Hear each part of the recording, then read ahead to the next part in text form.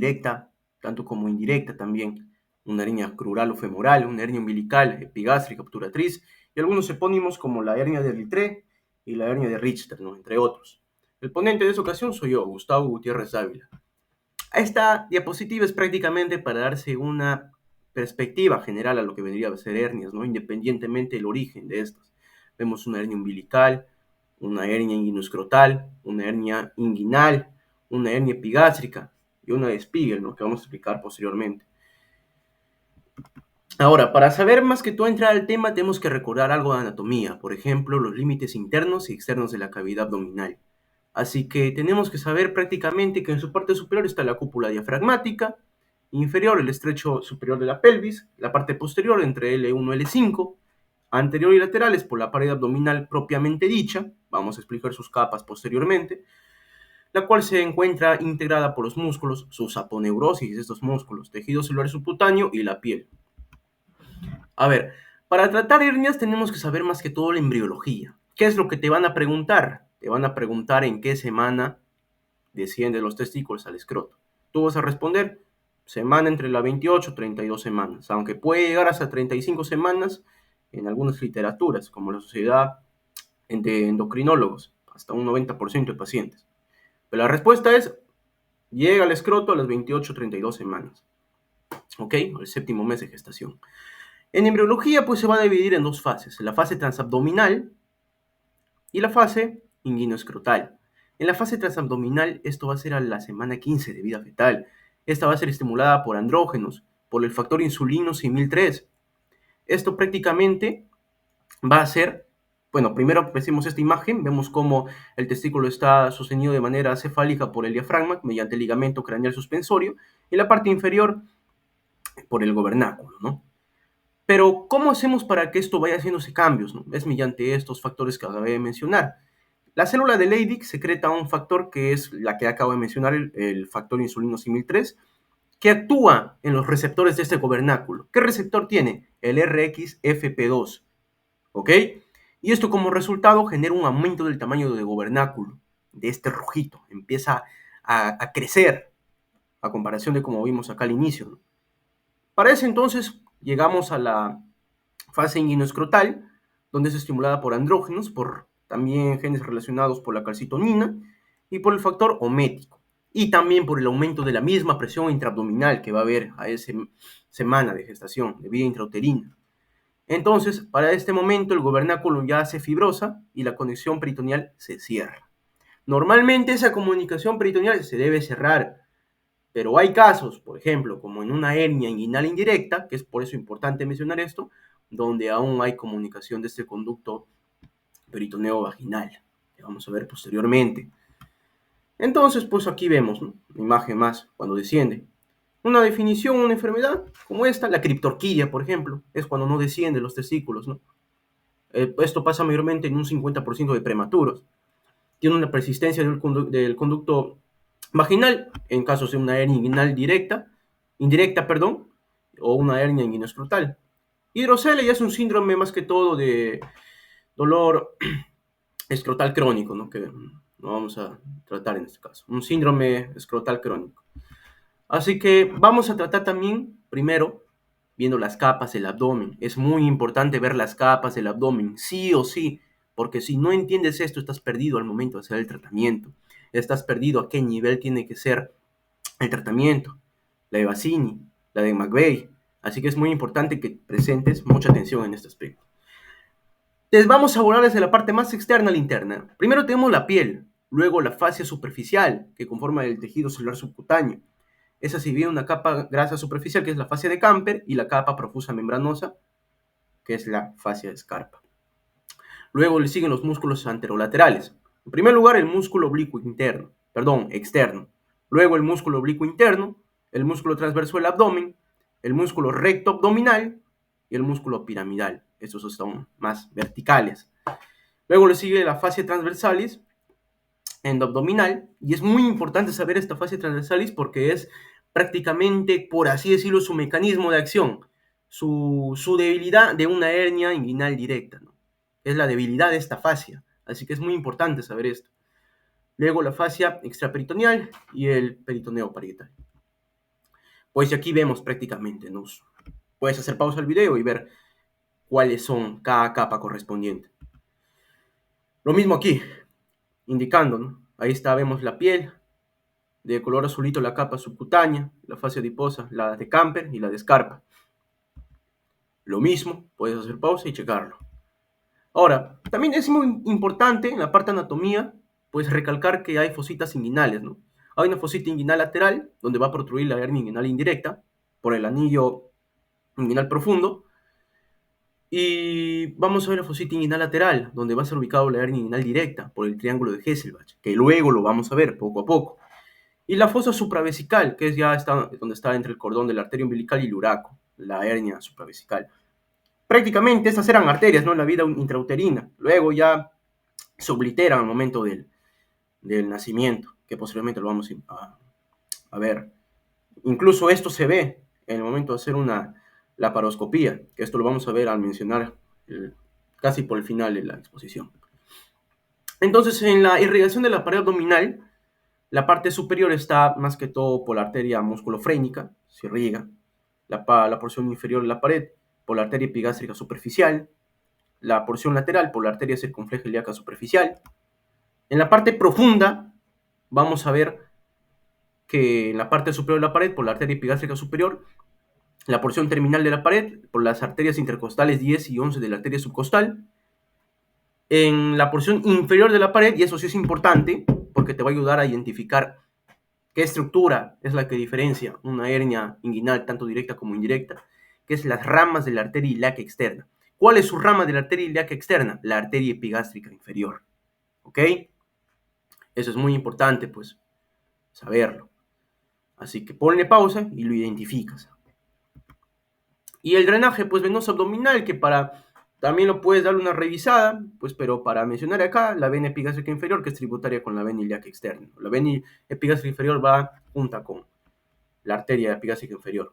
Por eso la estructura se llama así los vasos epigástricos inferiores. Y también la misma diapositiva lo puedes frenar. Ahora hablemos sobre el conducto inguinal. El conducto inguinal, vamos a ver que va a tener como contenido el nervio inguinal, y ojo, el nervio inguinal es uno de los nervios que se lesionan más frecuentemente, ¿ok? Y es muy preguntado, el nervio inguinal. El cordón espermático, luego vamos a ver también su contenido, el cordón espermático. Y en caso que sea mujer, pues ligamento redondo, ¿no? Dimensiones, pues es oblicuo, 4 centímetros, se ubica 2 a 4 centímetros craneal al ligamento inguinal, ¿no? O sea, por encimita de esto. Vamos a ver que hay un anillo inguinal profundo interno, que es de forma triangular craneal, lateral al tubérculo púbico, y un anillo inguinal superficial o externo, ¿no? Que prácticamente eso va también. Por ejemplo, no sé si se ve mi pulsor, pero aquí prácticamente se ve. Lo está señalando. Anillos inguinales superficiales. Y por esta parte estaría la profunda. Ahora, tenemos también que recalcar, y eso es muy importante porque lo vamos a ver en el tratamiento, las técnicas también de tanto hernioplastia como herniografía. Cuando se refieren a tendón conjunto, pues se habla un haz inguinal. Este tendón conjunto se refiere a las fibras inferiores de las aponeurosis del oblicuo interno y del músculo transverso. Entonces, ¿quiénes conforman el tendón conjunto? En pocas palabras, oblicuo interno y músculo transverso del abdomen. ¿Ok?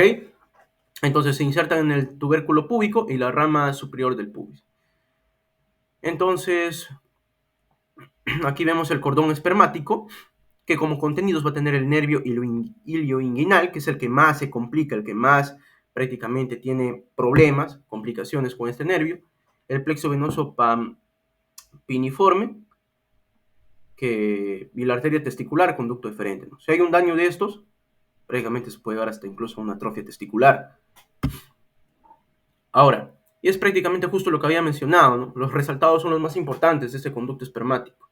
El conducto deferente, ese es el contenido dentro que está el cordón espermático. Conducto deferente, la arteria testicular, el plexo pampiniforme, el nervio inguinal y la rama genital del nervio genitofemoral. Pues eso también le puedes dar una checada, puedes revisarlo. Es la inervación del nervio ilioinguinal. Ahora, entramos más a patología herniaria. ¿Cuál es la definición de una hernia? Es la protrusión. Protrusión, ojo, es muy diferente que eventración. Si nos preguntan cuál es la diferencia entre protrusión y eventración, pues es su lugar de origen, ¿no? Su agujero de origen. Porque la protrusión protruye por un orificio anatómicamente constituido, o sea, un orificio natural. Ejemplo, lo que estábamos hablando, el anillo inguinal profundo.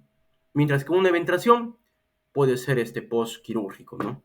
Una tumoración en una cicatriz, por ejemplo. O sea, protruye por un orificio no natural, sino en este caso artificial. ¿Ok?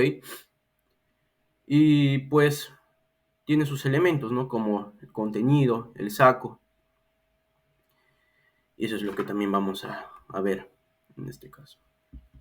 Ahora, la epidemiología de estas, la que más frecuente se va a presentar en un hospital, son las hernias inguinales. ¿De qué lado? Derecho. ¿Qué tipo de hernia? La indirecta. Las indirectas son las más comunes. Las indirectas son frecuentemente por origen congénito, o sea, niños mayormente, jóvenes. Mientras que las hernias inguinales directas van a ser más que todo ya adquiridos, ¿no? La obesidad, ancianos, debilidad de la fascia transversalis. Vamos a ver también hernias postincisionales, un 10%, hernias femorales, un 5%. Y ojo, las hernias femorales son las que más se complican, ¿no? Porque se encuentra hasta un 40% de encarceladas o estranguladas. Ya vamos a ver la diferencia de estas dos. Y pues se da mayormente en mujeres, ¿no? 10 mujeres por cada varón. Hernias umbilicales un 3%, 2 mujeres por un varón, y el resto de hernias solamente 3%. ¿Sí? Entonces los epónimos que vamos a ver herniarios, pues vamos a encontrar, por ejemplo, la hernia de Ambient, que es cuando prácticamente hay una hernia a nivel inguinal y esta contiene el apéndice, ¿ok? O sea, esta hernia tiene que estar por encima de este ligamento inguinal. Y la hernia de Garenhiot es cuando esta hernia, que está ya por debajo del ligamento inguinal, o sea, la crural o femoral, contiene el apéndice. Así que no confundir esto, ¿no? Los dos contienen apéndice, pero una en una hernia inguinal y la otra en una hernia crural o femoral. La hernia de Littré, pues es la hernia más el divertículo de Meckel. Eso también se ve en cirugía pediátrica. Y es algo también que se tiene que evaluar, ¿no? Ahora, también vamos a ver una hernia deslizada. ¿Qué es la hernia deslizada? La hernia deslizada es aquella que contiene vísceras. Incluso tú puedes ver hasta una vejiga ahí, una vejiga, un colon. Y es lo que normalmente no se tiene que ver ahí, ¿no? Ahí normalmente se ve contenido intestinal, intestino delgado y nada más.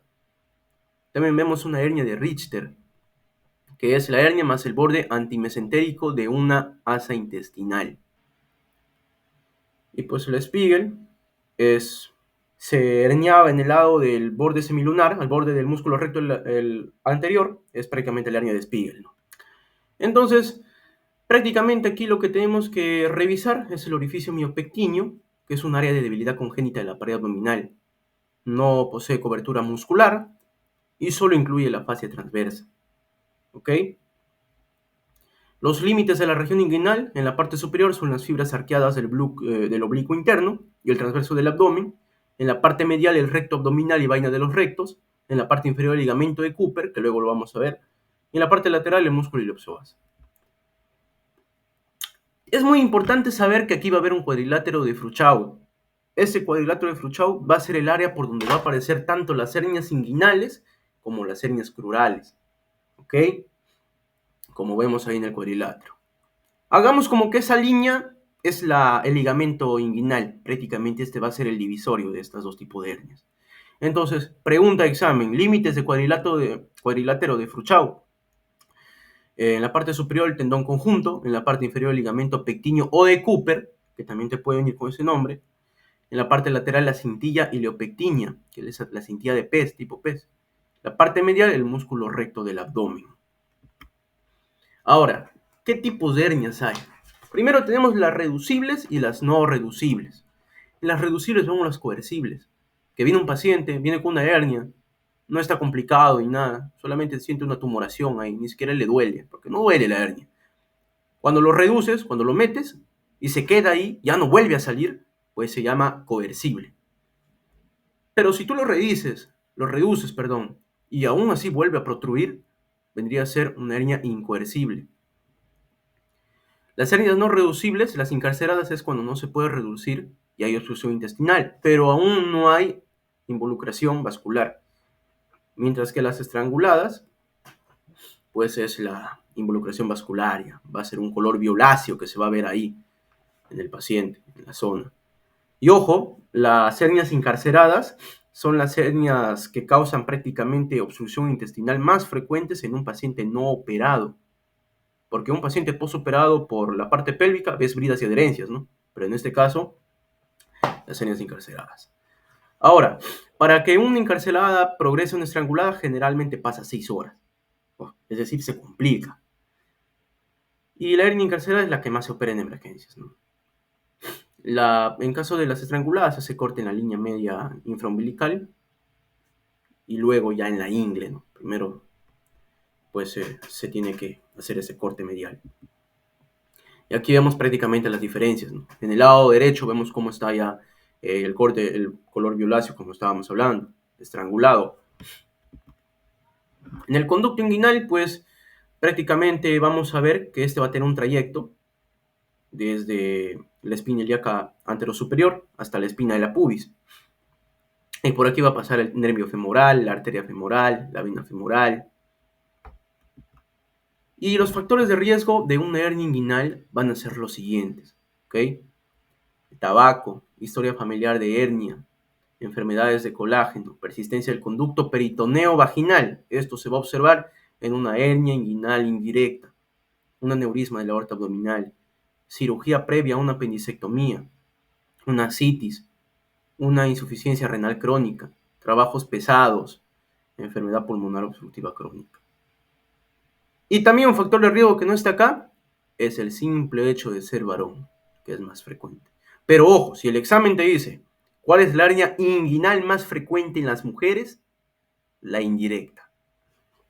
Pero generalmente la hernia inguinal es de hombres, por así decirlo. Entonces, vamos a hablar sobre su clínica, que es una tumoración. Generalmente no hay dolor, no hay dolor. Dolor se presenta en caso sea una hernia epigástrica, que es la que prácticamente domina el dolor en toda comparación de todas las hernias. Y pues una obstrucción en caso esté estrangulada, ¿no? O encarcerada. Se tuerce esto, hace una obstrucción de tipo mecánica. Entonces prácticamente esto también sería revisarlo. El diagnóstico es mediante la maniobra de Valsalva, el paciente que puje y pues se va a salir la tumoración, ¿no? Porque está haciendo un aumento de presión intraabdominal. La maniobra de Landívar, que en este paciente pues lo voy a explicar posteriormente. Y si hay duda diagnóstica, ecografía. Pero normalmente el diagnóstico es clínico. Vamos a hablar de maniobras. Vamos a tocar ahorita el tema de maniobra de Landívar. A este prácticamente el paciente se lo puede hacer parado. ¿Qué es lo que se va a hacer aquí? Prácticamente meter el dedo por encima del testículo, donde hay un agujero, ¿no? ¡Sa! De frente. Entonces, al paciente se le pide que haga la maniobra de Valsalva, que puje. Si este empuja tu dedo, al momento que ya estás ahí, pues es una hernia directa, ¿no? Pero si hay una protrusión por ahí y no está empujando tu dedo, pues es una indirecta. Ahora, maniobra de Cooley. Eso te puede venir en un caso clínico, ¿no? Paciente con maniobra de Cooley positivo, ¿qué tipo de hernia es? Ya. La maniobra de Cooley se puede hacer con el paciente acostado, ¿no? Tal vez te dice, doctor, no quiero parado, no quiero que me meta el dedo por el testículo, por ahí, ¿qué tal? Mi varonilidad. Entonces ahí lo que tú haces es echar al paciente y con una mano comprimir el anillo inguinal profundo, ¿ya? Si al momento que tú palpas eso, estás obstruyendo la cuenta con tu mano, el anillo inguinal profundo, y aún así, al momento de que el paciente puja, sale una masa por otro lado, se trata de una Cooley directa. Pero sin embargo, no se ve la presencia de una protrusión de alguna masa, pues se considera un Cooley negativo, una hernia inguinal indirecta. Ahora vamos a hablar de la diferencia entre la hernia directa e indirecta. La hernia directa, pues prácticamente va a protruir el triángulo de Hesselbach, ¿ok? ¿Qué es el triángulo de Hesselbach? Es el que está con puntos delimitados aquí, en la figura derecha, ¿ok? Esta tiene un límite lateral, perdón, medial, en el músculo recto del abdomen, un límite lateral en los vasos epigástricos inferiores y un límite inferior en el ligamento inguinal. Pues esta prácticamente va a tener una debilidad de la pared posterior, ¿no? En una hernia inguinal directa. ¿Cuál es la pared posterior débil? La fascia transversalis. Es más que todo adquirida, adultos más de 40 años, ancianos. Esta se puede reducir al decúbito supino y su principal contenido es el intestino delgado. Y pues acá hay como un meme, ¿no? Un meme chistoso donde dice, nadie, absolutamente nadie, las hernias inguinales directas, ¿no? En vez de que salga por el anillo inguinal profundo y luego vaya por el anillo inguinal superficial, pues sale directo por la fascia transversalis, ¿no? Porque está débil esta zona. Y aquí pues vemos la imagen también, es como viéndolo desde adentro, ¿no? Esta imagen, la parte derecha es como si estuvieses viendo la cavidad desde adentro. Entonces estás viendo prácticamente la parte moradita, debería ser el triángulo de Hesselbach, su borde medial va a ser prácticamente el músculo recto abdominal, su borde lateral, pues la arteria epigástrica inferior y su borde inferior, el ligamento inguinal. Ahora, la indirecta va a protruir por anillo inguinal profundo, es decir, sigue este caminito donde vienen estos conjuntos. Por el anillo inguinal profundo y luego sale por el anillo inguinal superficial. Estos van a ser prácticamente laterales a los vasos epigástricos inferiores, ¿ok?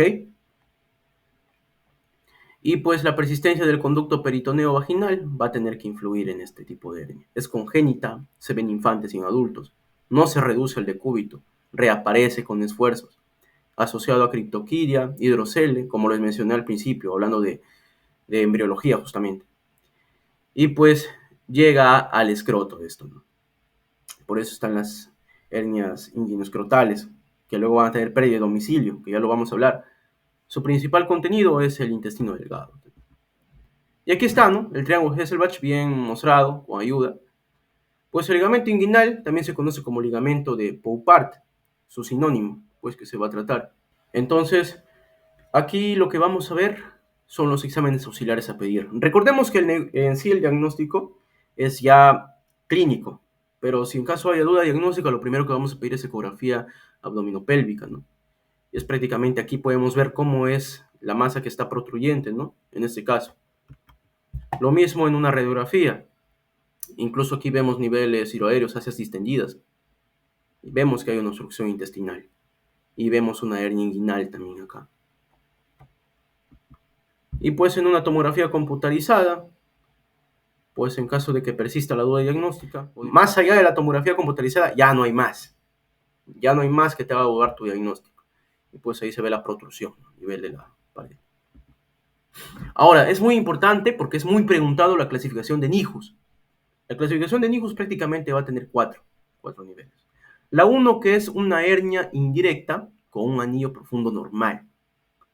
La 2, que es también una hernia indirecta, pero esta vez con un anillo profundo dilatado, pero con vasos epigástricos no desplazados y una pared posterior, o sea, normal, una fascia transversalis normal. Solamente que en la 2 su anillo profundo está dilatado. Un NIJUS 3, que es la más preguntada, ya tiene defectos en la pared posterior. Por ejemplo, un NIJUS 3A es una hernia inguinal directa, en este caso. O, que es la más preguntada, la NIJUS 3B, es una hernia inguinal indirecta con un anillo profundo muy dilatado, vasos epigástricos inferiores desplazados y la destrucción de las fascias transversales. ¿Ok? ¿Qué tipo de hernia se ve en este aspecto? Que tenga congestionado todo esto. Las hernias en pantalón, o sea, tanto directa como indirecta. Entonces se va a ver hernias en pantalón por deslizamiento que contiene órganos como la vejiga, por ejemplo, y hernias gigantes que ya tienen pérdida de domicilio. La NIJUS 13 es prácticamente las hernias femorales o crurales. Las NIJUS 4 prácticamente son las hernias recurrentes, las recidivas. La tipo A son las directas, las B son las indirectas recidivas, las C son las recidivas crurales y la D son las recidivas mixtas o en pantalón. Y pues, esta imagen más que todo lo puse para recordar esta clasificación que es muy preguntada, ¿no? La 3B, que es prácticamente todo está congestionado, un anillo profundo muy dilatado, unos vasos epigástricos inferiores desplazados y la destrucción de la fascia transversalis, ¿ok? Eso se ve, como ya dije, en hernias en pantalón, por deslizamiento y hernias gigantes. Ahora, ¿cuál es el tratamiento de una hernia inguinal en niños? En niños es prácticamente ligar en la parte alta, o sea, una ligadura de conducto peritoneo vaginal, haciendo técnicas tanto de McKay como de Potts. McKay prácticamente la ligadura alta más la resección del conducto peritoneo vaginal, ¿no? Resección más que todo en el saco distal, mayormente en varones, como se puede ver aquí en la imagen referencial. Ahora, el tratamiento de la hernia inguinal en adultos, pues en este caso no se va a cortar, no se va a reseccionar. El saco herniario se invagina, ¿ok? Y la pared se refuerza. Y como se refuerza, vamos a ver dos tipos de refuerzo. La con malla y la que no tiene malla. La que no tiene malla es la técnica con tensión, mientras que la que tiene malla es la técnica sin tensión, ¿ok? ¿Por qué las hernias directas solo se invaginan? Porque también se puede tratar de una hernia deslizada. Puede haber ahí un órgano, una vejiga, no lo sabemos. Entonces, la técnica con tensión se llama también la herniorrafía. Aquí vamos a ver la técnica de Bassini, ¿ok? Pues esa técnica de Bassini, que es Eduardo Bassini, consiste más que todo en esta tensión entre tendón conjunto y ligamento inguinal. ¿Quiénes conformaban el tendón conjunto? Lo hablamos al inicio. El músculo transverso del abdomen y el oblicuo interno menor. ¿Por qué? Porque ese tendón conjunto es el techito de este conducto inguinal. Como podemos ver aquí en la imagen inferior, que vendría a ser como un corte sagital. Vendría a ser como su techito prácticamente. Y pues a este se le va a rafiar hacia el ligamento inguinal, ¿no? Es útil solamente en hernias inguinales y se usa una sutura no reabsorbible. Pero cuando te pregunten, técnica de Bassini, unión de tendón conjunto junto con ligamento inguinal. Y aquí prácticamente es donde le he agrandado la imagen, ¿no? Aquí vemos de color rosado, si ven la imagen izquierda, cómo esta rafilla une el techo de este conducto inguinal, que vendría a ser los dos músculos que forman el tendón conjunto, el, el músculo oblicuo interno como el músculo transverso del abdomen, hacia el ligamento inguinal y lo cierran por tensión. En eso consiste. Aquí otra técnica que tenemos es la de McVeigh, que es prácticamente la unión de este tendón conjunto que ya hemos hablado, pero con el ligamento de Cooper. Es decir, que él está más inferior aún que el ligamento inguinal. Lo refuerza aún más desde abajo, por así decirlo. Y pues en la imagen inferior izquierda, pues ahí vemos, ¿no?, el ligamento de Cooper, o pectinio, como también se le llama, es la que prácticamente está sujetada en el ligamento inguinal hasta el pubis, ¿no? Y pues prácticamente aquí lo vemos, la rafia de color verde lo coloqué, como para entenderlo mejor, ¿no? Desde el techito, que es el tendón conjunto, el techito de este conducto inguinal, hasta abajo, hasta el ligamento pectíneo, ¿no? Y aquí pues está en la práctica. Aquí vemos también la técnica de Shoulders. Prácticamente es la sutura imbricada de fascia transversalis, que va en zigzag, por así decirlo. También conocido como técnica canadiense.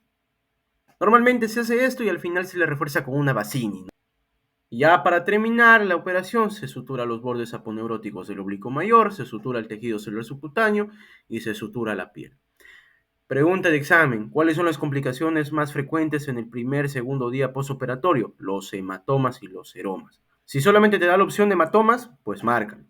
Otra pregunta: ¿cuál es la complicación más frecuente 4 o 5 días después del postoperatorio? En ese caso va a haber ya el ISO, una infección de sitio operatorio. Así que es muy importante también saber estas complicaciones. Técnica sin tensión, la hernioplastia, el uso del material protésico, la malla de polipropileno. Vamos a ver la técnica de Liechtenstein. Prácticamente esto es el abordaje anterior de elección. ¿Por qué es el de elección? Porque esto disminuye las recidivas. Esa es la pregunta de examen prácticamente. Ahora, este se va a fijar a nivel del pubis, del tendón conjunto, del ligamento inguinal. También vamos a ver la técnica de Nijus. que es útil ya en recidivas, que es prácticamente útil en hernias unilaterales. Ese va a ser en una cirugía abierta convencional. Y esta va a ser en el espacio de Bogros, el espacio preinguinal.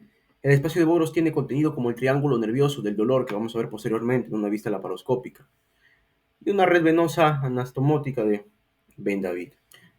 En la técnica estopa va a ser útiles en hernias bilaterales, es decir, de pantalón, ¿ok? Tanto indirecta como directa va a haber en este caso. Va a haber un abordaje posterior, que es la preperitoneal, y se va a colocar malla a nivel del espacio de Bogros, Retzius y Bogros, es decir, en estos tres espacios. Va a ser una cirugía preinguinal y prevesical, y también va a ser vía abierta. Ya cuando entramos a la parte de tratamiento con la laparoscopía, vamos a darnos cuenta que vamos a tener una vista más amplia. ¿Cuáles son los beneficios de un tratamiento con la laparoscopía? La disminución del dolor postoperatorio, porque es mínimamente invasiva. Entonces aquí encontramos el TEP, que es totalmente extraperitoneal. Esto es la mejor opción que se pueda elegir, pero sin embargo es la menos usada. Prácticamente aquí no hay perforación del peritoneo.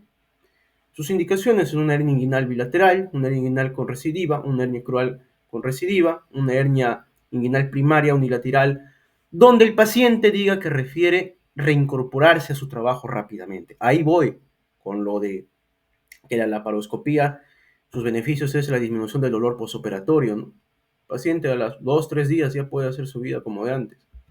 El TAP, que es la transabdominal peritoneal, es la que más se usa, pero la que más complicaciones tiene, que es la perforación del peritoneo. La complicación más frecuente de una cirugía laparoscópica, pregunta de examen, retención urinaria. Pues ya por dentro se puede ver la vista del uraco y las arterias umbilicales sublateradas. Eso es prácticamente lo que hemos visto al inicio en la anatomía. Ahí vemos el uraco, que es el ligamento umbilical medio, ligamentos umbilicales medialos, todos obliterados. Aquí también vemos una vista más realista del ligamento de Cooper o pectinio. La corona de mortis, que es importante, lo vamos a ver en una hernia obturatriz, que es importante no tocar o tener cuidado con esta zona, porque aquí está la anastomosis de la rama cúbica de la arteria epigástrica inferior, anastomosada con la arteria obturatriz. Así que muy importante esto. El conducto deferente, que va a ser uno de los límites también del triángulo de Dunn o del dolor que vamos a ver en la siguiente diapositiva. Y pues los vasos gonadales, los vasos epigástricos, el tracto ileopúbico. Y pues aquí está la malla de polipropileno colocada con la técnica de TEP. Así es como se vería, de totalmente extraperitoneal. La vista laparoscópica es esta. El triángulo de la muerte también se puede llamar triángulo de la fatalidad o también triángulo de Dunn. Su contenido son los vasos ilíacos externos, la vena ilíaca circunfleja profunda, el nervio femoral, la rama genital del nervio genitofemoral, la rama femoral del nervio cutáneo, el femoral externo y la rama femoral en caso del triángulo del dolor. ¿Ok? Entonces ahí les he colocado dos cuadros para que vean el contenido de ambos, tanto del triángulo de la muerte como del triángulo del dolor. ¿Por qué triángulo del dolor? Porque aquí tiene muchas terminaciones nerviosas, como ya les estaba mencionando. ¿Cuáles son los límites del triángulo de la muerte o triángulo de Dunn? El vaso deferente, el vaso espermático y en la parte inferior, el peritoneo. Triángulo de la muerte. Lateral están los vasos espermáticos, medial está el conducto deferente y inferior está el peritoneo. Triángulo del dolor. Lateral está el ligamento inguinal, medial están los vasos espermáticos y inferior está el tracto ileopúbico de Thomson. ¿Cuál es el manejo de la hernia abdominal con pérdida de domicilio? El pérdida de domicilio hace énfasis a cuando el paciente prácticamente ha dejado mucho tiempo que esa hernia siga. Tanto así que se ha hecho como una hernia gigante. El contenido ha agrandado tanto que se ha acostumbrado a estar en ese espacio, que prácticamente ya no pueden regresarlo adentro. Es una pérdida de domicilio. Y para que la puedan regresar, tiene que tener un entrenamiento ventilatorio, con un hemoperitoneo progresivo, con una jeringa que se le va insuflando poco a poco, periódicamente, hasta que sea digno de hacer una cirugía para que pues este contenido se reincorpore a la cavidad abdominal. Ahora vamos a hablar respecto a la hernia crural femoral. Este va a tener un origen por debajo del ligamento inguinal, ¿ok? Factores de riesgo, obesidad, multíparas, ancianas, que es lo más frecuente en este caso. Sus complicaciones es que esta hernia es la que más estrangula. Y sus límites de este anillo femoral es por la parte lateral el ligamento lacunar, la parte medial la vena femoral, ¿Por qué vena femoral? Porque recordemos que ya no es arteria ilíaca externa. Una vez que la arteria ilíaca externa pasa por el ligamento inguinal, cambia de nombre a vasos femorales, a la vena y arteria femoral, ¿no? Entonces, medial, vena femoral, inferior, ligamento de Cúpero pectíneo y superior, el ligamento inguinal. Con respecto al tratamiento de la hernia crural, pues vamos a ver que se va a usar el Liechtenstein, que es prácticamente el abordaje anterior, ya hemos visto, tiene menos recidivas, una hernioplastia, ¿no? Uso de malla, de polipropileno. Una técnica de herniorrafía que usemos en este caso va a ser el McVeigh, que es desde el ligamento de Cooper al tendón conjunto, ¿no? Incluso pasa este ligamento inguinal, o sea, sí abarca la hernia femoral y también se usa. Una hernia obturatriz va a tener un origen en el canal obturador, raramente débil, ¿no? Normalmente no es débil, pero en este caso sí lo va a estar. Factores de riesgo: obesidad, multíparas, asociado a pacientes que vienen con baja de peso muy rápido. Un contenido que tiene en este caso por este agujero obturador es el nervio obturador, ramas nerviosas y vasculares, la arteria y vena obturatriz y el tejido conectivo y de grasa. La clínica que va a presentar el paciente va a ser dolor en la cara interna de muslo y en la zona crural. No va a poder caminar, porque justamente por ahí también pasan nervios importantes. Entonces, la corona mortis, justamente lo que habíamos hablado hace un momento, en la vista laparoscópica, es una estructura que no se debe de tocar, o bueno, se tiene que tener cuidado al pasar por ahí, porque es la anastomosis de la arteria obturatriz con la rama púbica de la arteria epigástrica inferior, así que es bueno saber. La hernia umbilical, pues es un origen a zonas cercanas a ombligo, ¿no? En niños es congénito por el fallo de cierre del anillo umbilical. Factor de riesgo: las mujeres puérperas, ¿ok? Es lo más importante. Asociado a debilidad de la fascia que rodea el ombligo. Contenido: no tiene contenido intestinal, normalmente. Su contenido principal es el epiplo. Tratamiento de una hernia umbilical. Pues en niños, si está mayor a 2 centímetros de diámetro esta hernia, pues optamos por una cirugía, una rafía con técnica de Mayo. Es decir, vamos a hacer la resección del saco herniario, el cierre del peritoneo, aproximación de los bordes del recto hacia la línea media, como podemos ver aquí, y el cierre del defecto herniario, con borde superior hacia borde inferior, con forma de U, y ya. Pero si un paciente viene prácticamente, que es un niño, pero en este caso menor a 2 centímetros de diámetro, solo se observa, ¿no? Porque normalmente se cierra solo, a los 3, 4 años de vida. En adultos, si es mayor a 1 centímetro y hay cirugía previa, pues malla, ¿ok? La de elección. Y en adultos con un hernia umbilical menor de 1 centímetro, herniorrafía. Aquí se ve el tratamiento de la hernia umbilical, justamente. La hernia epigástrica es la que más causa dolor clínico, a comparación de las otras hernias. Protruye por la línea alba, tiene un efecto de masa, y en este caso su contenido va a ser la grasa preperitoneal. Contenidos son hernias falsas porque no tiene saco herniario. Y es el único de todas las hernias que sí tiene compromiso de dolor en su clínica. El tratamiento: herniorrafía. Pues aquí están los casos quirúrgicos antes y después de las operaciones de una hernia umbilical, por ejemplo. Aquí también una hernia umbilical, un antes, durante y después. Y también en este caso se trata de una hernia umbilical más apendicitis perforada. Ya se ha hecho no solamente una incisión a nivel umbilical, sino también ya en la parte ya medial del abdomen. Ahora, para terminar, citando Gilby, nos dice: yo conozco a más de 100 cirujanos a quienes permitiría alegremente que operaran mi vesícula biliar, pero solo uno o quizá dos a quienes dejaría exponer mi canal inguinal. ¿A qué va esta frase? Que el procedimiento más top que le hacen hacer a los residentes de cirugía general no es una apendicectomía, sino son las hernias, que es lo que tienen que manejar, ¿no? Hemos visto que es un procedimiento, una teoría más o menos compleja, pero no imposible ni difícil de comprender, ¿no? Espero que les haya gustado la exposición. Yo soy Gustavo Gutiérrez.